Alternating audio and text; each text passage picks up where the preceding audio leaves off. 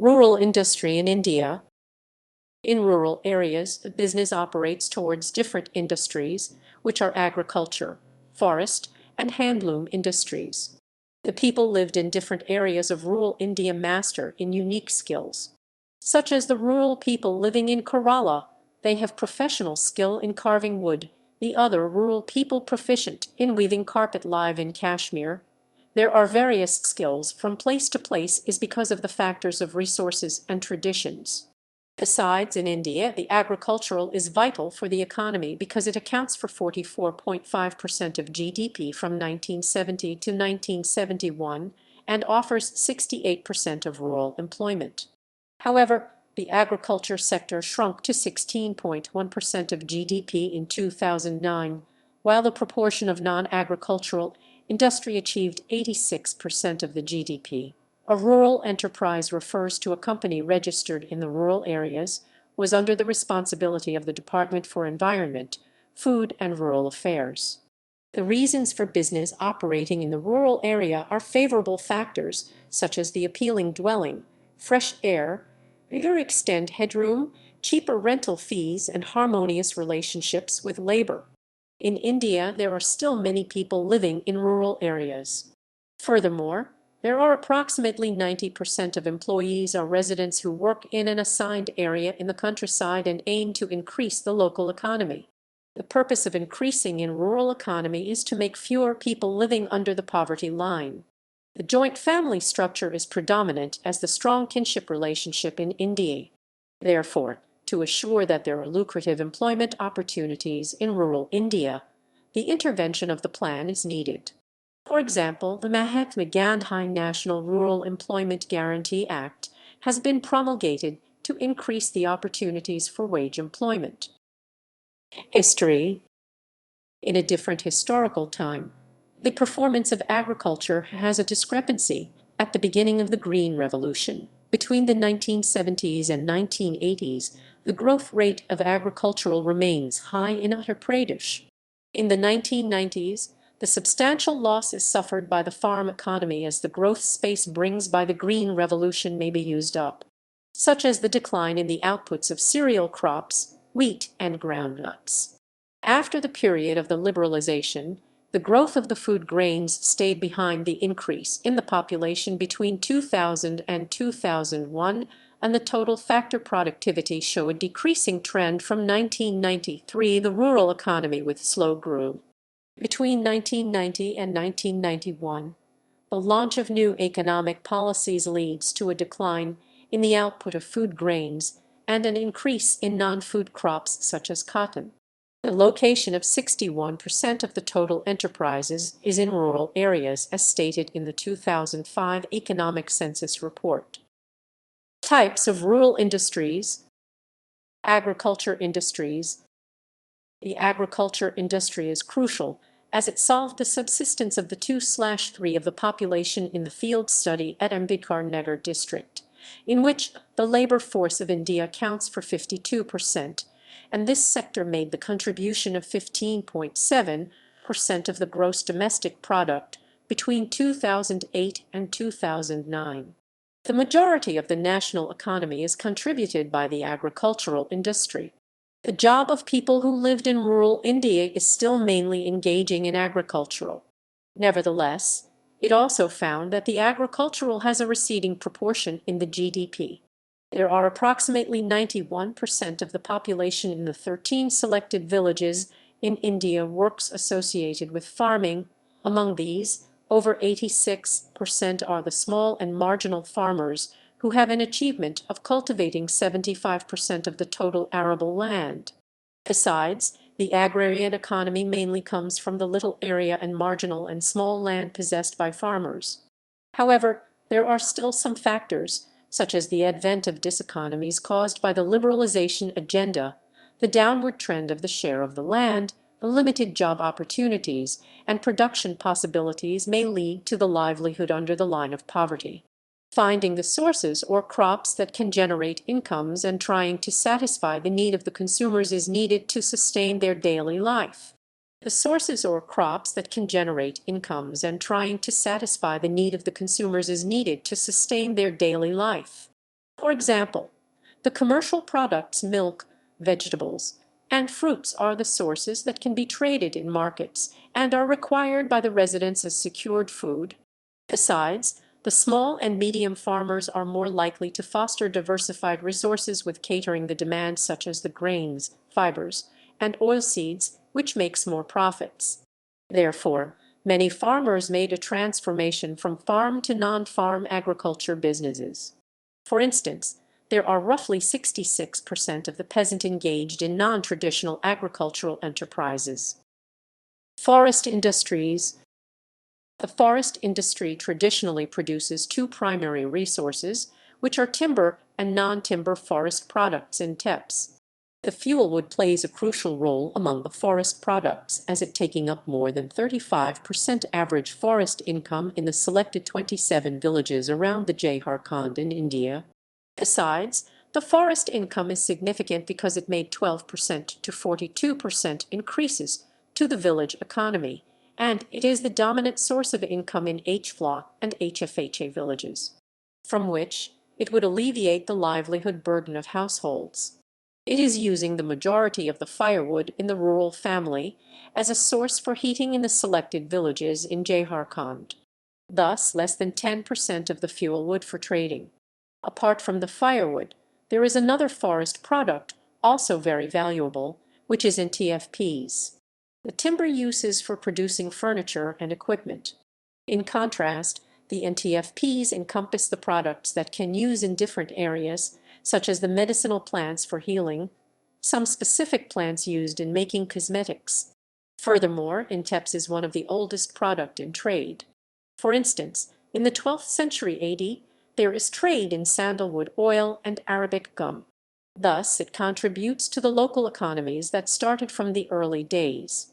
Nowadays, the Bega tribal in India still lives to rely on the NTFPs as the source for living and income. Moreover, it also stated that NTFPs has intangible values such as in many cultures, specific forest area is sacred. Therefore, the function of the NTFPs also can be related to religion, not merely on the trade and the products. Handloom industries. The handloom industries in Odisha state, India is followed by the agriculture sector in terms of the contribution of the employment, which maintained the livelihood of the weavers in the low class. In rural India, the Bastralaya Handloom Cooperative produces traditional clothes, saris, lungis, and households products bed cover with dyeing yarns. There is a tradition in India, when the advent of the Nuakhai festival, the handloom items will be sent between family members. Also, women will wear a sari to dance during this festival. Furthermore, there is a complicated braid art called a cat, which weaving prominent patterns on the silk with using environmentally friendly colored threads. Furthermore, while carrying on the orders, the quality of the product is strictly controlled, such as if the weaver did not meet the standard criteria in terms of the dimension of the sari, the cash fine will be required after rigorously check. Weavers in this industry should possess textile skills, learn new knowledge through regular activities and observe the needs of the customer such as the color they preferred for the saris. These competencies with the help of Bastralaya Company will improve social economic. Thus, the Bastralaya commit to bringing more earnings for weavers. Structure of rural enterprise. Enterprise. A joint family enterprise in India has a dominant place due to the concept of family and the incentives of the economic benefits. The joint family encompasses two types of family, which are patrilineal and matrilineal. Besides, the partnership between the family members or relatives with the same caste and subcaste will bring significant startup capital and assistance from relatives to solve the issue, such as handling all of the business simultaneously. Besides, another predominant reason for this form of partnership is the concept of unity in a kinship, which is a cherished perception relate to the immediate family or distant relatives as partners. For example, 23 partnership ventures have a corporation with family members in the total of the 48 enterprises in the selected two villages at Gujarat, West India. However, even if the strong sense of unity as a family but the conflicts may appear eventually, and sometimes the certain activities need different nature of the collaboration. Therefore, it could happen that the partnership established outside of the joint family. Rural enterprise in India. In India, there are different forms of rural enterprises, which are community-based organizations, self-help groups, and cooperatives. These companies are beneficial for the rural economy due to the job opportunities created. However, there are some challenges for enterprise in rural India, such as the limited assets, inadequate skills and labors, unsteady communication system, and weak transport infrastructure. These are obstacles for enterprises in rural areas to be enlarged to a higher value market. Also, the deficit of knowledge on promoting the product may lead to the proposition of improper decisions.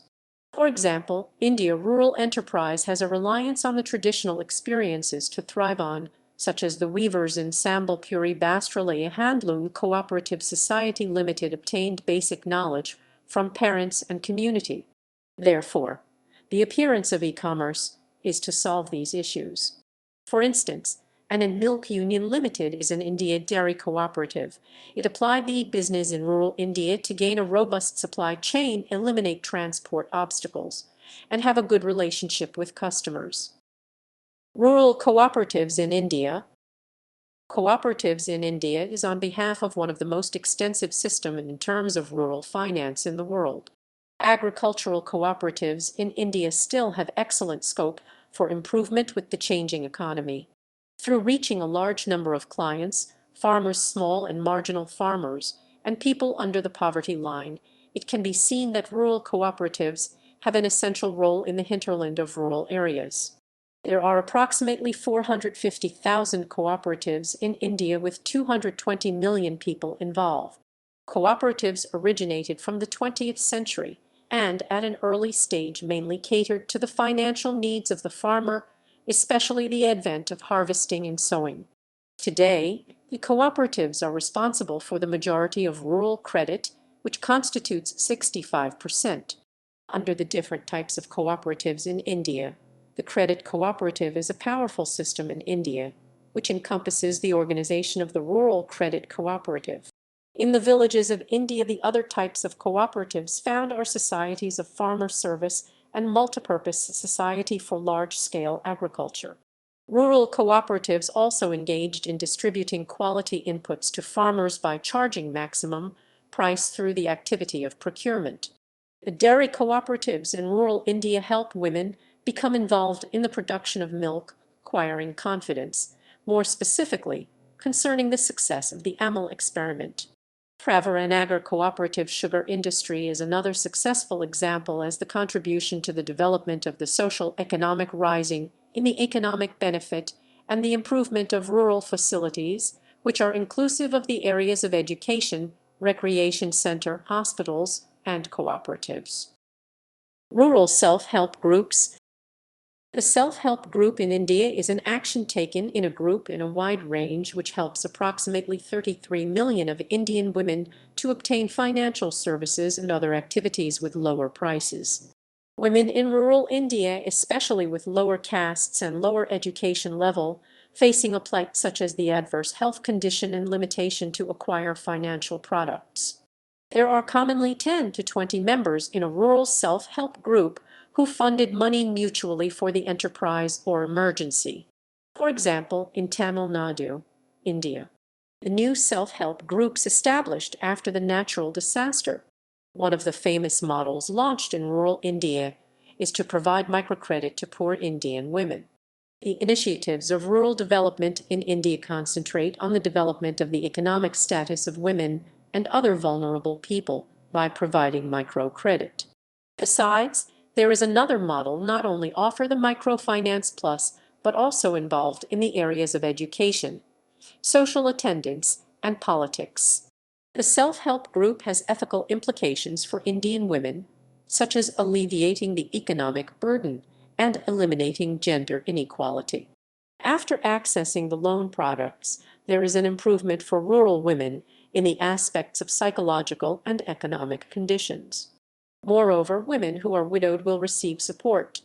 In South India, the large proportion of rural women Especially widows experienced poverty, uncertainty in the inheritance of land, and barriers of involving in community.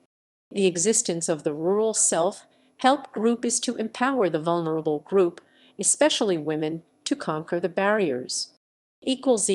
References equals